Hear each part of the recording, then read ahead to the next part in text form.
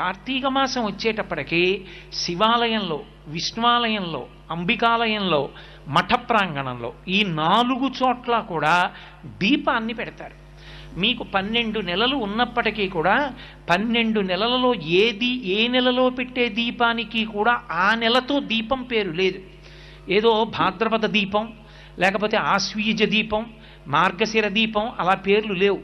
ఒక్క కార్తీక మాసంలో పెట్టేటటువంటి దీపానికి మాత్రమే కార్తీక దీపము అని పేరు. ఏమి ఆ నెలలో పెట్టిన దీపానికి అంత పేరు ఎందుకు రావాలి? ఆ ఒక్క నెలలోనే దీపానికి అంత ప్రాముఖ్యత ఎక్కడుంది?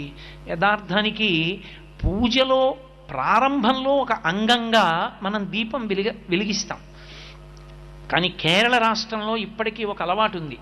దీపం ఒక్కదాన్ని వెలిగించి దాని మీదకి అన్నపూర్ణని ఆవాహన చేసి పూజ చేస్తారు అక్కడ. కానీ మన వైపు ఆ ఆచారం లేదు.